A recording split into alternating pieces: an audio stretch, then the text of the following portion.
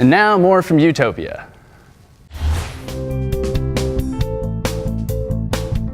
Welcome back. Our next story takes us to one of the must-see attractions in the state. Actually, this is an immersive experience, so much more than just scenery. Ladies and gentlemen, Fifth Water Hot Springs.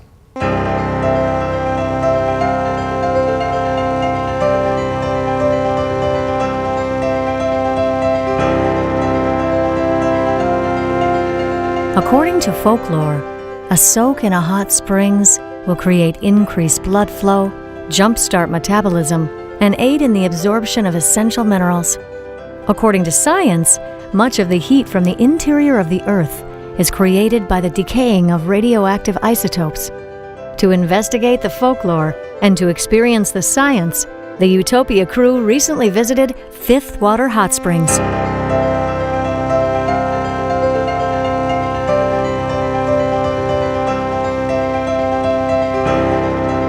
Fifth Water Hot Springs, more commonly known as Diamond Fork Hot Springs, is a very special place and a regular stop for any new Utahns when they move to the state.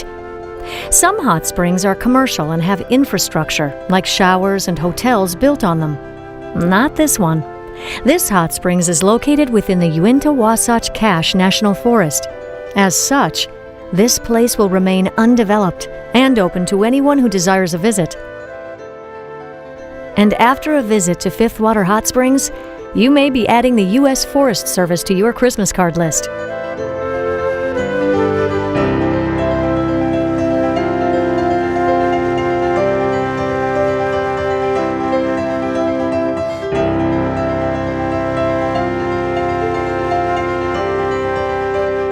Fifth Water Hot Springs is located about 40 miles from Provo and only 25 miles as the crow flies from Spanish Fork. The trail begins at Three Forks Campground and follows alongside Fifth Water Creek all the way to the springs.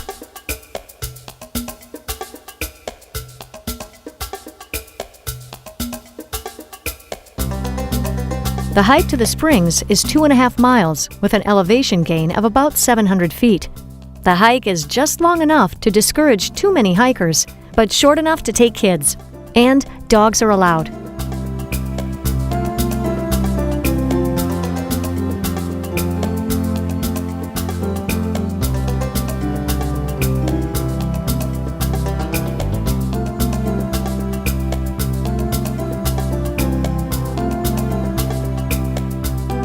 There is snow on this trail for at least half of the year. Be aware that road closure during the winter season adds 4 miles to this typically 5-mile hike, making the winter season round trip almost 10 miles. Another word of warning, or maybe welcome, is that Fifth Water Hot Springs is clothing optional. Nary a word of disrespect has ever been reported to our sources, so don't let that fact dissuade you. Bathing suits are the norm. Also, rattlesnakes are often spotted in the area, especially in warmer months, so keep your kids and dogs close.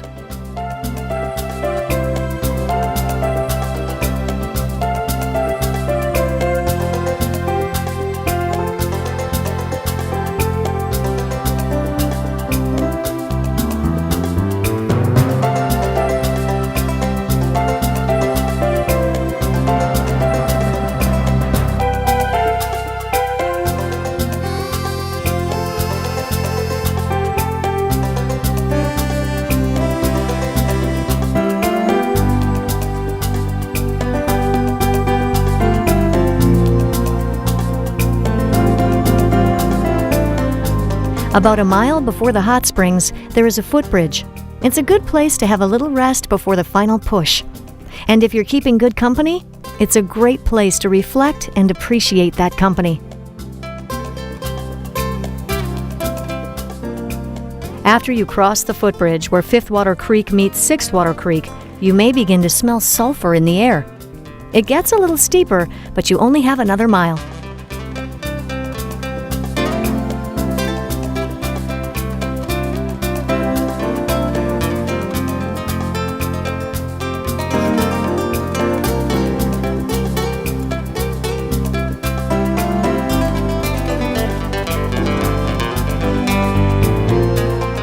This glorious hike would not be had a dam been constructed as was proposed over the course of 20 years. As part of the $3.5 billion Central Utah Water Project, Utah's water developers were hoping to build a 260-foot-high dam that would have inundated approximately 3 miles of this beautiful canyon. A local nonprofit, the Utah Rivers Council, worked for 3 years to stop the dam from being built, and after lots of pressure from hot springs enthusiasts, the dam was finally abandoned in 1997.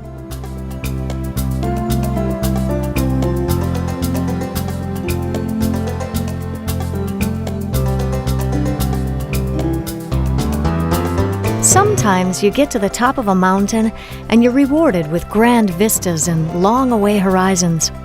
At the top of this trail, the adventurer is welcomed by hot, healing pools of natural spring water.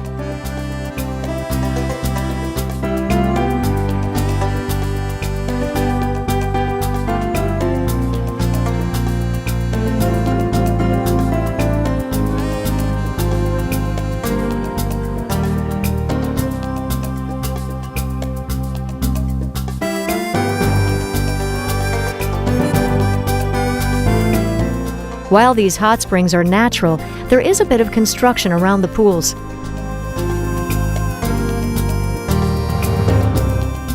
Cement and big rocks have been positioned to create seats and structure.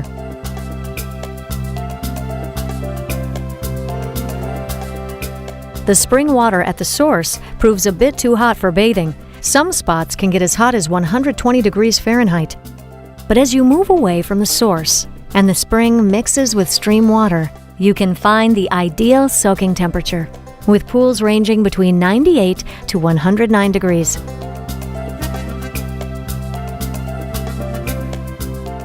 Make sure to bring some snacks, make a picnic, and for sure, bring some beverages.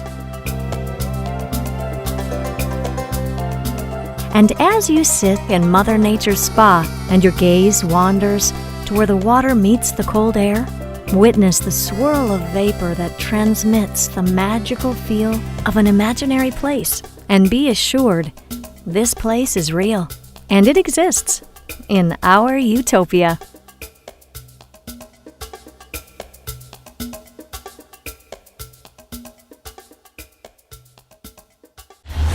Thanks for joining us this week. We hope you enjoyed the show. Visit our website to learn more and to watch previous episodes of Utopia. And remember, we don't inherit the earth from our parents. We borrow it from our children.